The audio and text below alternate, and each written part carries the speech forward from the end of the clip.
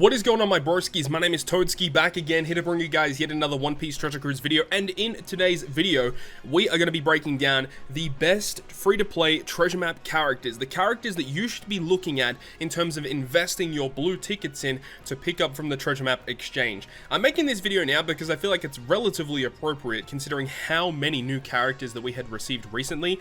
This is going to be a good video for more beginner players, understanding which of these characters that you should be investing your blue tickets in, because blue tickets are pretty difficult to come across, especially if you are newer to the game, or even if you've been playing for a long time and you still need to wonder about which ones you want to be picking up.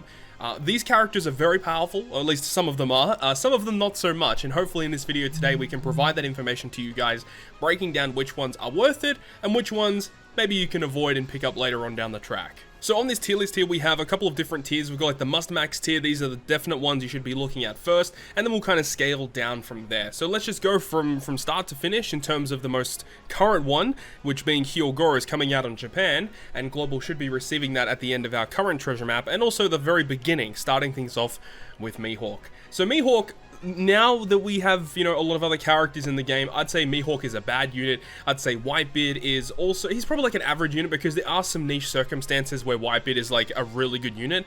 Not so much for a lot of situations though. I think Cavendish is a pretty bad unit. He's just okay. You probably have to say he's average, because he does remove beneficial effects, which is sometimes useful, but he does provide an attack and an orb boost to Driven, and he also heals as well. I think he might do a bit of orb change. Like, there are some instances where Cavendish is good. Same with like the Luffy. I'd say he's about average. There's just way better color affinity units nowadays. I think Ace is actually still a good unit comparatively to a lot of the other characters that we have here. I think he's actually still a good unit. I think Sabo is like average or bad, just because there's better cerebral conditional boosters that you can use. I think this guy you don't need to bother with. Kizaru, I'd say he's probably a bad unit. He doesn't really see that much play anymore.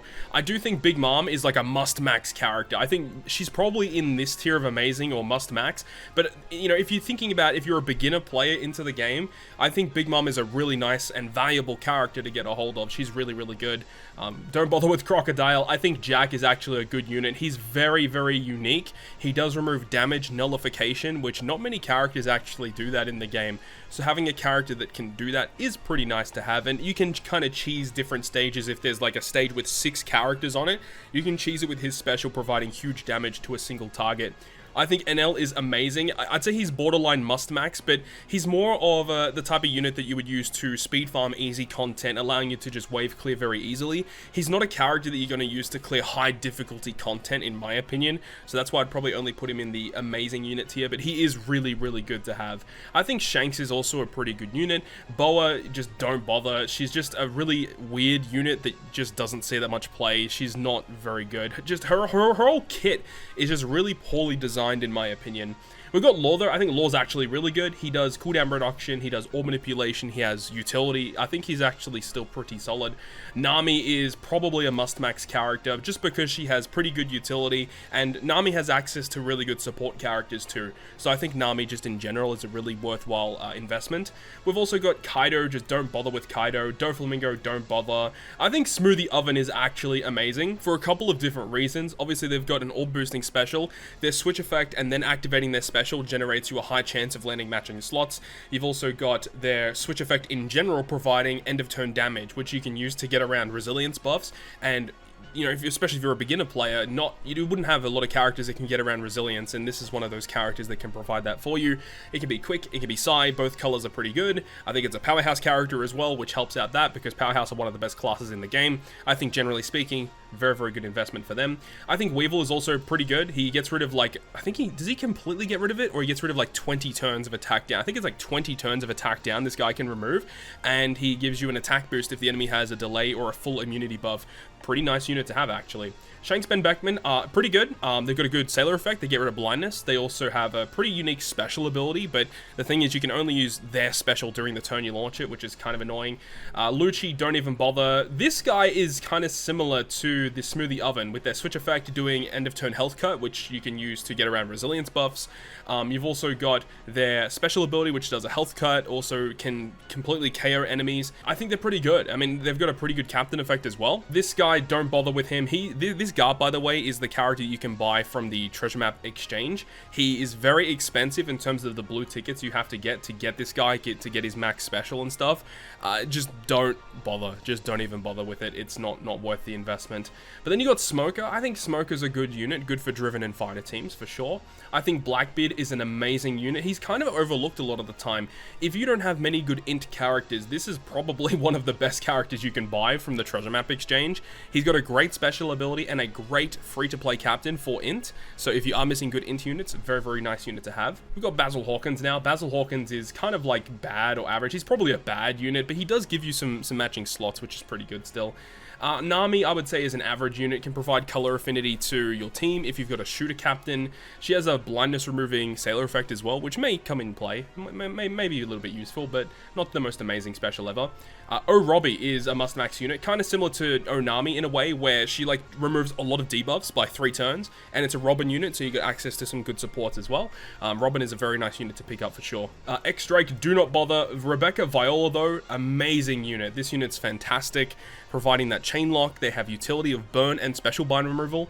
Very nice unit. I mean, they've got a good switch effect too. I think they provide a bit of healing to your crew. So yeah, Rebecca Viola are an amazing pickup, honestly. Vivi, I think, is also an amazing unit. Gets rid of the chain debuffs, gives you an attack boost, can provide orb change as well. Double special activation is really, really nice. I assume if you're going to be re-rolling, you're going to be re-rolling for characters like Goldie Roger or Yamato, for example, which both of them have amazing psi forms. So there's that anyway, so keep that in mind. Shirahoshi, I'd say, is an average unit. There are some instances where you can use Shirahoshi to kind of cheese through content, especially if you're up against like just a situation where you have to stall. Shirahoshi can provide some really good stall mechanics, but not a very good offensive unit, that's for sure. Luffy, though, Luffy is a must max. He has great utility and he's an orb booster, rainbow captain.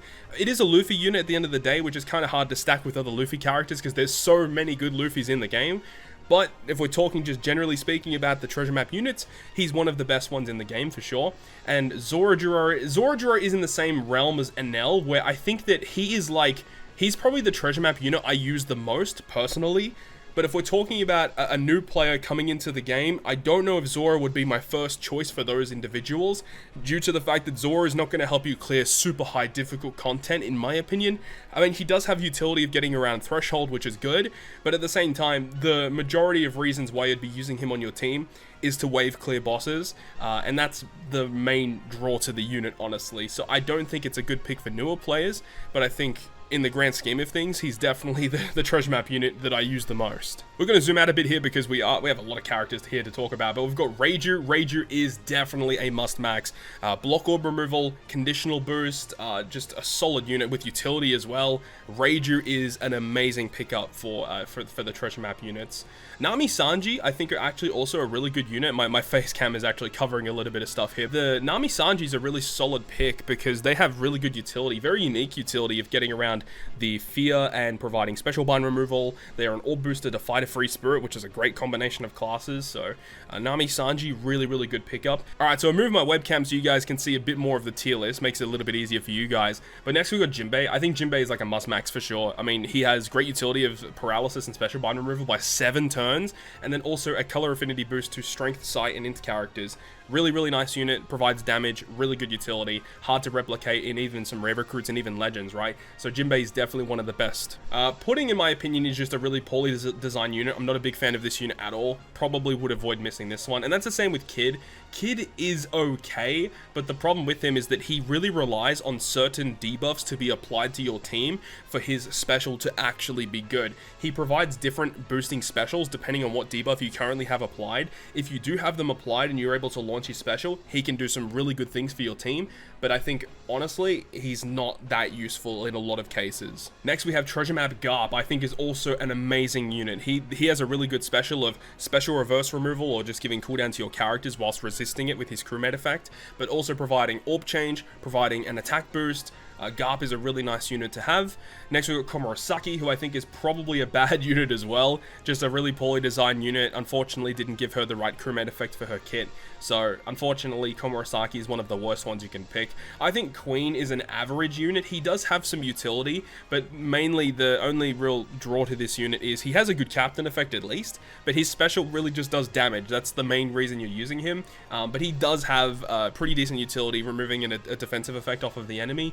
But I don't think it's worth investing like all your blue tickets for a character like that when there's so many other better units that you could potentially have for your teams and your team compositions. Next we have Shiryu. I think he's also a must max character, having great utility across the board. One of the best support effects that we've seen for a free-to-play character for a long time as well. I just think he's easily one of the best treasure map characters that you could be picking up. We have Koala next. I think she's actually an amazing unit. So the thing about Koala is she has a very unique special ability. If you use it before you move into a boss stage, and let's say the boss applies attack down to your crew, you can literally have her special resist it for you. That's really unique. She also provides an attack boost to, I believe it is Fighter and Free Spirit once again. So I think Koala is a really good choice. If you are lacking some Fighter Free Spirit utility, you could potentially use that. But next we got Zor. I think Zor is like a must max character. I think he is ridiculously good.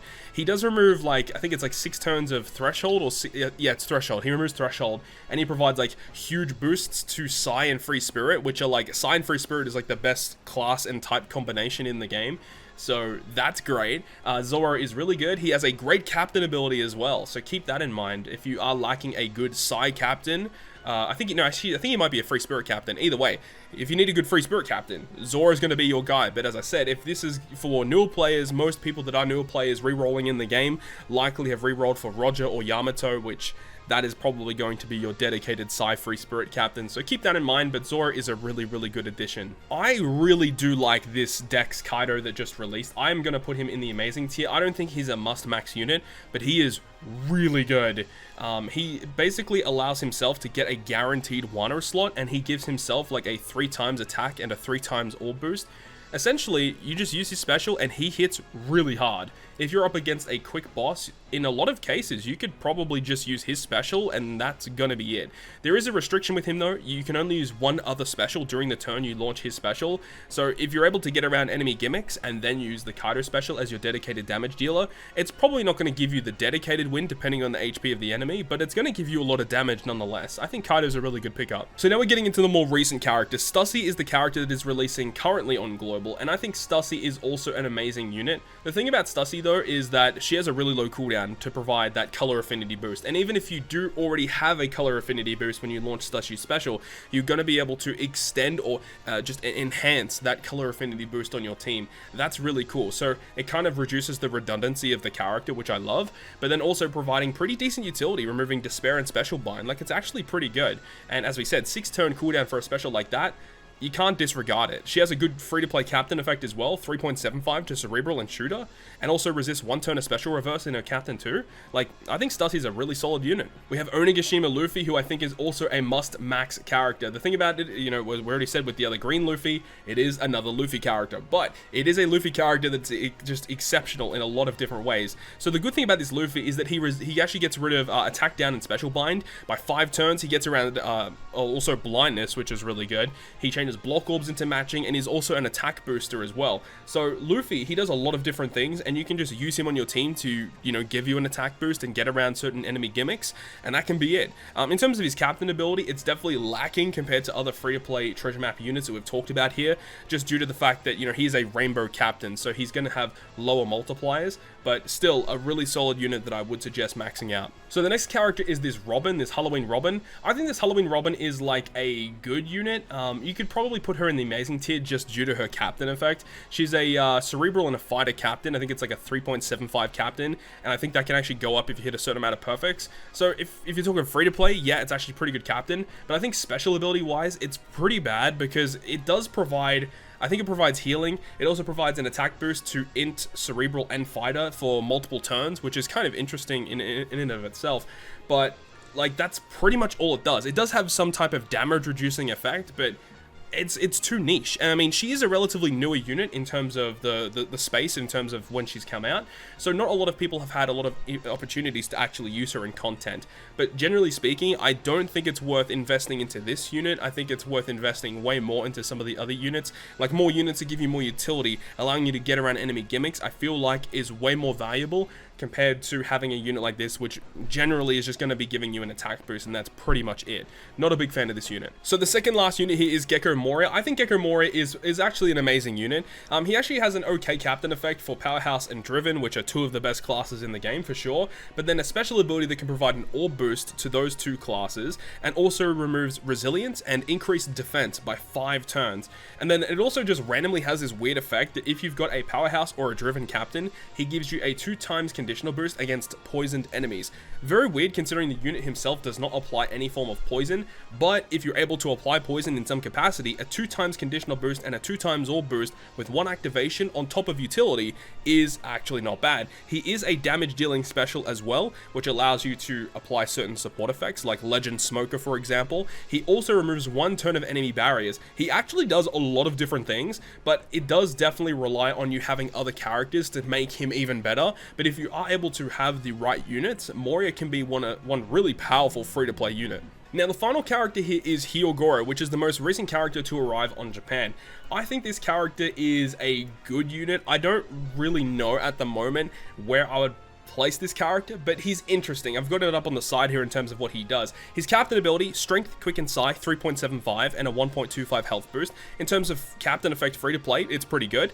And then his special ability removes 6 turns of blue shield, gives you -1 cooldown, even though his crewmate effect does not resist special reverse. Little bit of a missed opportunity there. He does change top and bottom row slots through block orbs into matching, which is cool. Recovers 10,000 health, but then he has a different effect depending on what color your captain is. So if your captain is a Strength, Quick or Psi unit, you get a 2 times affinity boost, but if you've already got color affinity, he extends it by 1 turn, so it's weird. But then if you got a Dex or an Int character, he gives you 800 base attack boost to Dex and Int characters, and then he also has the chance to increase the duration of base attack boost if you've already got a base attack boost active. I just don't really see too many instances where this special is going to be good. I think in a lot of instances, you're probably going to use him to remove blue shield, and that's pretty much it. I think the blue shield removal by 6 turns is really good for a free-to-play unit, and then on top of that, you know, if you've got a Strength, Quick or Psi character, you get a 2 times color affinity boost.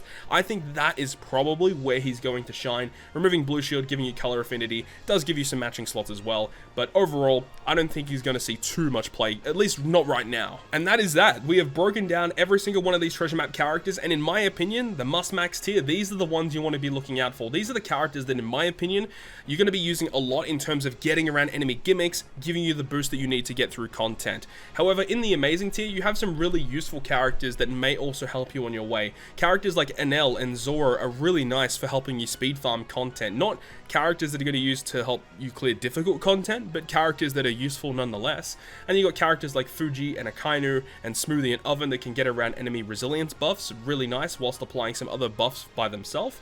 You've also got the Blackbeard for int teams if you need them, fighter free spirit stuff with all of these characters here. Actually, all of these characters are really useful for fighter free spirit. Rebecca Viola are really useful. Weevil's nice for an attack boost and a really good attack down removal. You got the really unique stuff with Kaido and also the Moria, which can be really good if you've got other really nice quick and driven powerhouse characters. Stussie's got great utility and color affinity in and of herself. And that's pretty much it. I think these top 2 tiers are the ones you should be looking out for, and depending on what you have in your account are the characters you should be looking to invest in. So hopefully that this video brings you guys a little bit of insight into what I think about these treasure map units. Hopefully you enjoyed the video today, and if you guys did enjoy the video, make sure to go ahead and leave a like. And if you want to stay up to date with all of the content that I post, including more One Piece Treasure Cruise content, make sure to hit the subscribe button down below. But on that, guys, I'll see you guys within the next video.